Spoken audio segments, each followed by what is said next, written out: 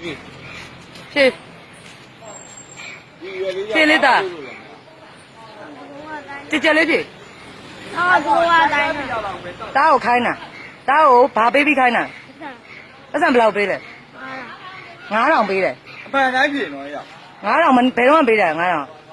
我叫你背的嘛，你讲我那边啊，哎，我也。门那个啥开呢？门那呀，我到门那呀，包那用来牛头边了哦，俺俩不老背嘞，我说啊，啊，这长背嘞，好路了的，这长背嘞，今年俺让背嘞，今年这帮多来的，不都包那来的，不都包那来的，啊？现在风大有那边下边哦，那边包了，哎，不都留下哇？不都留下他？长哪留下？在哪长哪留？在南部，在那边来长哪里？把那帮老下哇的？把那帮下来，就把几片的，把那帮下来，那帮，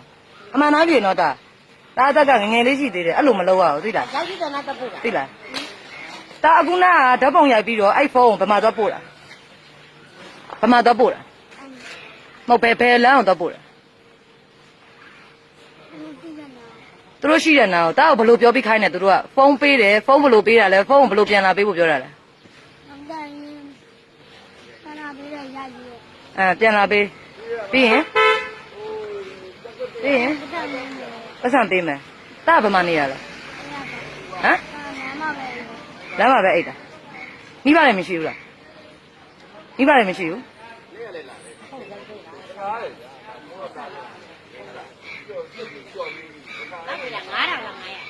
မနက်က9000နဲ့မနေ့က1000နဲ့မနေ့ကလည်းအဲ့လိုပဲအိမ်တက်ပြေးသွားတဲ့အိမ်ကိုလည်းညှိုးထိုးပြတယ်သူပဲဟိုညီမတို့ထိုင်သွေးလုပ်တဲ့အချိန်မှာလာထိုင်နေမုတ်တွေပါကျွေးတယ်ညီမတို့ကခလေးတူစိတ်တယ်မနေ့ကလည်းမိတယ်ထွက်ပြေးသွားတာတွေ့ရမနေ့ကလည်းနော်မနေ့ကတကောက်ဖမ်းပြီးသွားတယ်ထွက်ပြေးသွားတယ်မှတ်နေဒီနေ့မနေ့လိုက်ရှာပြီးထပ်ဖမ်းဗမာနေရလဲအိမ်မရှိဘူးဟဲ့လားလမ်းပေါ်မှာပဲအိတ်တာဘယ်နားမှာအိတ်တာလဲမင်းကပင်ပြောင်းနေမင်းဆိုလမ်းကျက်မှာအိတ်တာဟမ်အဲ့တော့ဆန္ဒလာပြမနေ့ကငါကြောက်တဲ့မှာတွေ့ကြတယ်အဲ့ကလေးလေးဟုတ်တယ်ဒီကောင်မနေ့ကနေလို့ဖမ်းပြီးသွားတယ်အဲ့ဒါပြန်ပြေးသွားလို့လေးလားမဟုတ်ဖိုးရလို့လောက်တာလားတာမနေ့ကကျောင်းတော့လိုက်သွားစစ်ကားပေါ်တက်သွားလို့မတင်ကားလို့ဆိုလိုက်သွားစစ်ကားပေါ်တက်သွားဘာရွယ်ချက်နဲ့လောက်တာတာသူတို့တဘာရလို့လောက်တာပြောသိချပြောအနီးကိုဟမ်အဲ့မနေ့ကဒီမနေ့ရတဲ့ပတ်စံ9000ပမာဒီမနေ့ကပတ်စံ9000ရဆိုပမာလားမဟုတ်ဝယ်စားလိုက်ပြီအသက်ဘယ်လောက်ရှိပါလဲ10နှစ်နေတဲ့နေရာမရှိဘူးလမ်းပေါ်မှာအိတ်တာဟုတ်ပြီတော့မိဘမဲကိုပို့ပေးမယ်နော်ခေါ်ရမယ်လောလောဆယ်ဘယ်ဓမာယုံမှာထည့်ထားရမလဲခဏလေးဒီမှာထမင်းကိုဒီလိုစားယူရပါတယ်ဒီထီထင်းကုံကနေထမင်းကိုဒီလိုစားယူနေရပါတယ်เนาะဒီလိုထမင်းစားယူနေရပါတယ်အားကြတော့ဒီလိုမျိုးဖြစ်နေတဲ့အတွက်ကြောင့်မို့ကျမတို့ပြည်သူလူထုတွေအနေနဲ့ဒီဟာကကျမတို့မန်းရှီကတပတ်အတွင်းပြီးပါစေလို့ကျမတို့ဆုတောင်းတယ်တချို့ကတော့10ရက်လောက်ကြာမယ်လို့ပြောတယ်တချို့ကတော့တပတ်လောက်ကြာမယ်ပြောတယ်ဘလို့ကြာကျမတို့လူထုတွေထဲမှာမငတ်ဖို့အရေးကြီးတယ်အဆင်ပြေဖို့အရေးကြီးတယ်เนาะအဲ့ဒီဟာလေးတွေကိုကျမတို့ဝင်သွားဖို့အရေးကြီးတယ်တော့ CDM လုပ်နေတဲ့ဆရာမတွေ21ရက်နေ့ကလေးကပြီးသွားပါပြီလို့တာမချပါနဲ့ရှင်ဘာတင်တန်းမှလည်းတက်စရာအကြောင်းမရှိဘူးဘာမှလည်းသွားစရာမရှိဘူးရှင်တို့တွေတင်တန်းတက်ပြီးကြောင်းဖွင့်လဲကြောင်းသားရှိမှာမဟုတ်ဘူးဒါတစ်ခါလဲပြောထားလိုက်မယ်နော်တင်တန်းဖွင့်ပြီးကြောင်းတင်တို့တင်တန်းတွေတက်ဖောင်ကြီးတင်တန်းတွေတက်ဖောင်ကြီးတင်တန်းတွေတက်ပြီးတော့မှရှင်တို့ကြောင်းဖွင့်လဲရှင်တို့လိုညှစ်ဆုပ်တဲ့ဆရာမအောက်မှာကျမတို့ရဲ့ကြောင်းသားရှိမှာမဟုတ်ဘူးနော်အဲ့ဒါလည်းတစ်ခါလဲပြောလိုက်မယ်နော်အရှည်တိုးရှည်မယ်ဆိုလဲကျမတို့အမာခံဖို့အတွက်ကျမတို့ဒီတိတ်ပွဲအမာခံဖို့ဒီနေ့ဆိုရင်ရန်ကုန်မြို့ကြီးမှာထွက်နေတဲ့ကလေးတွေမိုးရွာနဲ့ထွက်နေတဲ့ကလေးတွေနော်ဒီလောက်ကြီးခက်ခဲပြီးတော့ဖိစိတ်နေတဲ့ဟာလာမှာကလေးလေးတွေထွက်နေတာကိုအမေကြီးတွေမြင်မှာနော်အမေကြီးတွေမြင်မှာနော်အမေတွေမြင်မှာကျမတို့ generation Z လေးတွေထွက်နေကြပါတယ်နော်ထွက်နေတယ်ကျမတို့အဲ့ဒါကိုလည်းကြည့်ရတယ်ဒီရဲ့အလူငွေတွေကြီးပဲလိတ်ဖြေနေရတဲ့ခါကျတော့ကျမအတွက်အချိန်ကဘာနစ်သွားလဲဆိုတော့အဲ့ generation Z ရဲ့ Z ရဲ့တည်င်းကိုအပေါ်ပေးဖို့ကျမအတွက်နောက်နေတယ်အပေါ်ကတည်င်းနဲ့ကျမအတွက်နောက်နေတယ်ကျမပုံနှလုံးထားပြီးတော့မှနှလုံးလုံးကိုကျမအသက်နိုင်ဆုံးအကူညီတယောက်ရအောင်လုပ်ပြီးတော့မှအကူညီတယောက်နဲ့ကျမတို့ဖြည့်ရှင်းနိုင်အောင်စူးစမ်းပေးမယ်။ဘာလို့ဆိုဒီပတ်စံတွေကလည်းကလေးတွေလက်ထဲရောက်ရှင်နေ။နော်အဲ့ထီးချိတ်တို့တကယ်တောရွာတို့ကိုကျမဟိုခက်ပို့လာတဲ့လူတွေကပြန်ပို့ပေးမယ်ဆိုတဲ့လူတွေလည်းကျေးဇူးတင်ပါတယ်။ကျမတို့ရဲ့ခက်ပတ်စံတွေကိုတောထဲကိုနံပါတ်1ဦးစားပေးအနေနဲ့တွားရှင်နေ။ဒါပေမဲ့မြို့ပေါ်မှာကျတော့ကျမတို့က မြို့ပေါ်ကလူတွေကိုကြတော့ကျမတို့ရအောင်ဘလို့နီးနဲ့ပဲပို့မယ်လို့ကျမပြောထားပြီးသားဘလို့နီးနဲ့ပဲပို့ဘာဖြစ်လို့ဆိုခွေးတွေကလိတ်ဆွဲနေရဆိုတော့လေခွေးတွေကလိတ်ဆွဲနေရဆိုတော့အလူတော်ဖြောက်တန်မလူရအောင်နော်အဲ့ဒါကြတော့ဒါကြောင့်အဝိထဲတာအဲ့လိုပေါ်တင်အထောက်ကြီးတွေနဲ့တာတွားမယ်ဆိုတော့တေချာပေါက်ဖမ်းခံရမှာပဲကိုကြောင့်ကိုဝဲပတ်စံတော်ရအောင်လိတ်ဖမ်းနေရဆိုတော့လေကိုကြောင့်ကိုဝဲလူရဲ့ပတ်စံတော်ရအောင်လိတ်ဖမ်းနေရဆိုအထောက်ကြီးနဲ့ကျမတို့မီးပေးရေပေးစစ်ပေးဆိုပြီးလူနေတဲ့အထောက်ကြီးတွေလမ်းတစ်ဝက်တင်ကိုကျမတို့ပတ်စံတွေပလုံသွားမှာတဲခါတွေပေးပြီးရမှာပလုံသွားမှာနောက်တော့မှတကယ်စစ်ဖြစ်နေတဲ့လူတွေအဲ့အဝိထုတ်ကြီးထိုင်ပြီးမပြေးနိုင်ဘူးသူတို့အင်ကြီးတကိုရတကာရစနဲ့ပုံနေတဲ့နေရာတော့မှအနေနဲ့နော်ပုံနေတဲ့နေရာတော့အနေနဲ့တော့ကျမတို့ဒါစစ်ချောင်ဘူးတဲ့လူတိုင်းသိလိုက်မယ်နော်စစ်ချောင်ဘူးတဲ့လူတိုင်းသိလိုက်မယ်ကျမတို့ပုံနေလို့ရှိရင်အမိုးထက်အောက်မှာခင်းအိမ်မဲ့အခင်းတစ်ခုလို့လောက်နဲ့အမိုးပလတ်စတစ်တစ်ခုလောက်အိတ်ထဲထည့်ပြီးတော့မှအစားတောက်အဓိကထားပြီးတော့မှကျမတို့ကြောပုတ်အိတ်ထဲထည့်ပြီးပြေးကြရတာနော်ဟုတ်လားကြောပုတ်အိတ်ကိုအဓိကထားပြီးပြေးကြတာပလတ်စတစ်အမိုးတစ်ခုလောက်ကိုတော့ကျမတို့ရှာကြတယ်ရအောင်ပြီးလို့ရှိရင်အခင်းလေးခင်းစားပြီးတော့မှဒါအိုးကြီးခွက်ကြီးဆိုတာတွေ့တဲ့နေရာမှာတွေ့တယ်လို့ချိန်လိုက်တာပဲ10ယောက်တစု9ယောက်တစုပေါ့နော်အဲ့လိုမျိုးတွေလောက်ကြတာပါနော်အဲ့ကြတော့ကျမတို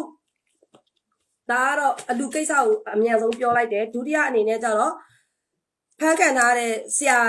ာကလေးတွေအတိတ်ပဲမရှိတဲ့ကလေးတွေဖန်ခံထားတာကိုလိတ်ပေးနေတဲ့အကျိုးဆောင်ပေးနေတဲ့ရှင်းနေတွေကိုကျမတောင်းမှန်နဲ့ပြောတယ်နောက်ပြီးတော့မှပြည်တွင်းမှာရှိတဲ့အလူရှင်တွေကျမတို့ထောင်တွေကိုအလူထမင်းဟင်းတွားပို့ဖို့မိနေမှာဆိုလို့နော်အထောင်တွေကိုအလူဟင်းထမင်းဟင်းလေးတွေရှက်ပြီးတွားပို့ကြပါအောင်လို့အရင်တော့မင်းမင်းသားလေးတွေနော်အဲထောင်တွေကိုထမင်းရှက်ပြီးပို့တဲ့ဟာတွေပို့ပေးကြပါအောင်ထမင်းတိုးဟင်းတိုးပေါ့နော်အကျော်လော်အိုးလေးတွေပို့ပေးကြပါအောင်လို့နော်အဲ့ဒါလေးကတစ်ချက်နောက်တစ်ချက်ကကြတော့ဒါအကြီးဆုံးဒါဟိုဘက်နဲ့ဒီဘက်နဲ့ကြားထဲမှာအပြေလေဖို့ဟာလေးကိုကျမညှိနေတဲ့ဟာလေးကဒါအခက်ခဲဆုံးအရာလေးကိုကျမတို့လုပ်တဲ့အရာပေါ့နော်ဒါလူတန်းတာကျမလူတန်းတာကိုဘယ်သူမှလာတာလို့မရအောင်နော်ဒါပေမဲ့ပထမစစရှင်မှာကျမတယောက်တည်းဒီလိုအစွန့်ပြီးလူနေတယ်အခုနောက်ပိုင်းတော့ပါလာပါပြီနော်ပါလာပြီတချို့တွေကတူသွားကြတယ်နော်ဒီနေ့ညီမလေး6သိန်းလူပေးတယ်2သိန်းတစ်ခုနဲ့ခဏလေးနော်အဲ့ညီမလေးနာမည်ခေါ်ပေးပါဦးကယ်လီဖိုးနီးယားမက်တီတာအေးနော်ကယ်လီဖိုးနီးယားမက်တီတာအေးညီမလေးကျေးဇူးတင်ပါတယ်ညီမလေး2သိန်းတစ်ကြိမ်4သိန်းတစ်ကြိမ်4သိန်းတစ်ယောက်နဲ့2သိန်းတစ်ယောက်ကိုမမကိုကူညီပြီးလွှဲပေးတဲ့အတွက်ကျေးဇူးတင်ပါတယ်နော်ကရနဲ့ဟိုကလည်းကဲအဲ့ဆိုလို့ရှိရင်အားလုံးပဲဒါကိုပြောပြီးသွားပြီနောက်တစ်ချက်ကျတော့အပေါ်ကကျမခဏနေကြရင်ရှစ်ခွဲကတန်ပုံတီးရမယ်ဒီအကောင့်နဲ့တန်ပုံပြန်တီးလို့ရပြီဆိုတော့ကျမပြန်တန်ပုံပြန်တီးမယ်ဘာဖြစ်လို့တန်ပုံပြန်တီးရလဲဆိုတော့ကျမမတီးတော့ရင်ကျမရဲ့နောက်မှာရှိတဲ့လူတွေကကျမကြောက်သွားလို့မတီးဘူးထင်ပါဆိုလို့ကျမမကြောက်ပါဘူးဒီနိုင်ငံမှာကျမတီးလို့ရပါတယ်တိတ်ပွဲမပြီးမရှင်တီးလို့ရပါတယ်ကျမတီးခွင့်တောင်းထားပြီးသားဖြစ်တဲ့အတွက်တီးမှာပါတန်ပုံနော်အဲ့ဒါနောက်ချက်နော်နောက်တစ်ခုကြတော့ကျမတို့ရဲ့ခိုးမကြီးတင်တန်းတက်နေတဲ့တိတ်မှန်တယ်ဟုတ်ကဲ့တက်နေတဲ့တခိုးမကြီးမပါဘူးเนาะသူတို့ဟာသူတို့သွားတောင်းစားပါစေသူတို့ပေးနိုင်မလားလို့စဉ်းစားကြည့်ပြည်သူလူထုစီကတော့ဓမြတိတ်နေတာသူတို့လာစာပေးနိုင်သလားလို့စဉ်းစားကြည့်လိုက်ပေါ့เนาะဒီနေ့မိုးလေဝသအရှိန်နေမကောင်းလို့သူတို့စစ်ရေးတော့ဘာမှမလုပ်ရဘူးငုတ်တုတ်ထိန်နေရတယ်เนาะစစ်ရေးတော့ဘာမှလုပ်လို့မရဘူးငုတ်တုတ်ထိန်နေရတယ်ဟုတ်လားဟမ်စစ်ရေးတော့မလုပ်ရဘူးငုတ်တုတ်ထိန်နေရတယ်မိုးလေဝသအရှိန်နေမကောင်းလို့โอเคကဲအဲ့ဒါဆိုရင်ဒါလေးအများကြီးမပြောဘူးเนาะဒါကျမရဲ့ဒီအကောင့်လေးပွင့်သွားတဲ့ပုံမှာအရေးကြီးတဲ့ပုံမှာမူတည်ပြီးတော့မှလှုပ်ရှားတာဖြစ်တဲ့အတွက်ကြောင့်မို့ဒါအရေးကြီးတယ်ဒါထဝယ်အကြောင်းလဲပါပြီးသွားပြီမန္တလေးအကြောင်းလဲပါပြီးသွားပြီနောက်ဒီနေ့ပေါ့နော်ကလေးလေးတယောက်ကိုကျမအဲ့ဒီရဲ့ဟာလေးကိုရအောင်ယူနေတယ်ခဏလေးနော်ခဏနေမှတစ်ချက်ပြန်ပြောမယ်အဲ့ကောင်ကဒါကျမပလောင်တက်ကိုလည်းပြောပြီးသွားပြီနော်မိုးကုတ်ကလူတွေကျမတို့ပလောင်တက်ကိုတစ်ချက်လောက်ပြန်ကူပေးပါဦးနောက်အဖွဲ့အစည်းရလူတွေပြောမယ်ဖွဲ့စည်းရလူတွေပြောပါနော်ဟိုဘယ်လိုပြောမလဲစာထုတ်နေတယ်နော်စာထုတ်တယ်မကျင်납ဘူးပြောတယ်ဆိုရုံတော့လေကျမတို့ရရမယ်အရှိနေမဟုတ်တော့ပါဘူးကျမတို့ဒီ KIA နဲ့ KNU ကိုတိတ်တယ်လို့ပဲကျမတို့ရှမ်းတက်ကိုဘယ်နေ့လာတိတ်မလဲဆိုတာထိန်ဆောင်နေဖို့ကျမတို့အတွက်အချိန်မရှိပါဘူးနော်ကျမတို့တက်အချိန်မရှိပါဘူးကျမတို့ရှမ်းတက်တွေကျမတို့ရှင်းပြောရလို့ရှိရင်တောင်ကြီးမြို့ကြီးမှာလေထားလို့မရဘူးလုံးဝကိုဖိနှိပ်ရှုပ်ရှဲထားတာဘယ်ဖွဲ့စီရမှာလာပြီးတော့မှမရက်တီပေးတာမရှိတဲ့အရှင်တွေမျိုးတွေဖြစ်နေတာတောင်ကြီးမျိုးရဲ့အရှင်တွေကိုအဲ့လိုမျိုးတွေဖြစ်နေတာကလေးတွေကျမတို့ခုနကတော့ကလေးတွေနော်ကလေးတွေကျမတို့ကလေးတွေတောင်ကြီးကကလေးတွေချမ်းမြေတောင်ကြီးကလူတွေကျမတို့စီဘာကျမစီမှာပတ်စံအကူကြီးဘာတစ်ခုမှမတောင်းလာကြပါဘူးမတောင်းလာပဲနဲ့သူတို့ကဘာလုပ်လဲဆိုတဲ့အခါကျတော့သူတို့ဆန္ဒထုတ်ပေါ်တဲ့လူတွေကိုဒီလောက်ဖိနှိပ်နေတာထွက်လို့မရအောင်ဖိနှိပ်နေတာအဖမ်းခံနေရအောင်ဖွဲ့စည်းရလူတွေတစ်ချက်ကလေးတော့မှခမကြည့်ပဲနဲ့နေနေတာကိုသူတို့ခံစားရတယ်ဆိုတာပြောပြတယ်အဲ့ကြတော့ဒီတောင်ကြီးမျိုးကိုပဲထားလိုက်ပါဦ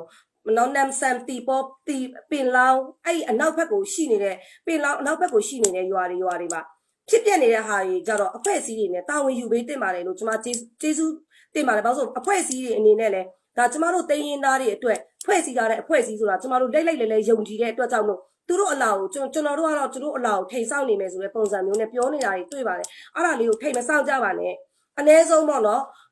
အတန်ထွက်ပေးပါဘယ်မြို့မှာတောင်ကြီးမြို့မှာတောင်ကြီးတောင်လေးလုံးမှာဖမ်းထားတဲ့အကျဉ်းသားတွေကိုပြန်လွတ်ပေးပါဆိုတဲ့ဟာကိုတိတိကျကျကျမပို့ထားတဲ့စီးရင်လေးတွေနဲ့တိတိကျကျပြန်ပြီးတော့မှအဲ့ဒါကိုပြက်သားတောင်းပေးပါနော်တောင်ကြီးမြို့ဒီတောင်လေးလုံးကိုပို့လိုက်တဲ့အချုပ်သားတွေဒီကလေးတွေပေါ့နော်ကလေးတွေထဲမှာအတက်မပြည့်တဲ့ကလေးတွေပါနေရယ်နော်အတက်မပြည့်တဲ့ကလေးတွေပါနေတယ်အဲ့ဒါကိုထုတ်ပေးပါဆိုတော့ဟာကိုပြက်သားရေးပေးပါလို့နော်အဲ့ဒါကျမတို့ဒီRCSS တို့ SSA တို့ကမလုံနေရင်တောင်မှဒါဥခန်းထီကနေမှဒီကောင်ကိုဒါတောင်းဆိုလို့ရတဲ့အရှင်တွေမှာရှိနေတဲ့အတွက်ဥခန်းထီတို့ဒီပိုးနီပေါ့နော်ခုနကတော့ဥခွန်ပါလေဥခွန်ဥက္ကာတို့နော်ဒါဥခွန်ဥက္ကာတို့ဥခန်းတီတို့အနေနဲ့ဒါကိုပြက်သားကလေးတွေကိုပေးပါဆိုတာပြန်တောင်းပေးကြပါနော်ဥခွန်ဥက္ကာအနေနဲ့လည်းကျမဒါတောင်းဆိုပါတယ်ကျမ live ကိုလည်းမြင်မယ်လို့လည်းမျှော်လင့်တဲ့အတွက်ကြောင့်မို့ကျမဒီဟာလေးကိုပြောရခြင်းဖြစ်တယ်နော်ဥခွန်ဥက္ကာနဲ့ဒါဥခန်းတီတို့အနေနဲ့ဒီကလေးတွေကိုဖမ်းသွားတဲ့တောင်လေးလုံးမှာရောက်နေတယ်ကျမတို့ရှမ်းဘက်ကနော်နေအားလုံးမနေ့ကဆိုလို့ရှိရင်ပင်လုံကတယောက်တောင်မှတောင်လေးလုံးမှာလောက်ပါတယ်ဆိုပြီးတော့မှအတန်ထွက်တာနော်တောင်လေးလုံးမှာလောက်ပါတယ်ဆိုပြီးတော့မှတောင်လေးလုံးမှာဖမ်းထားတယ်ဆိုပြီးတော့မှအတန်မဲပေးပြီးတော့မှလူကရှာမရဘူးအနောက်ကမိသားစုတွေလိတ်လို့မရတဲ့အခြေအနေမျိုးတွေဖြစ်နေတယ်ဒါကြတော့ဥခွန်ဥက္ကာတို့ဥခန်းတီတို့အနေနဲ့ဒါတစိမ့်မမက်နဲ့စာတိတ်ချခွင့်တောင်းလဲစာတောင်းမယ်ဆိုလို့ရှိရင်ဒါဘောင်ထဲကနေတောင်းမယ်ဆိုလို့ရှိရင်ကျမတို့ကလေးတွေပြန်ရနေတဲ့အခြေအနေမှာရှိပါတယ်နော်နောက်ပြီးတော့မှဒီရှင်းနေတွေလည်းတကယ်ပဲ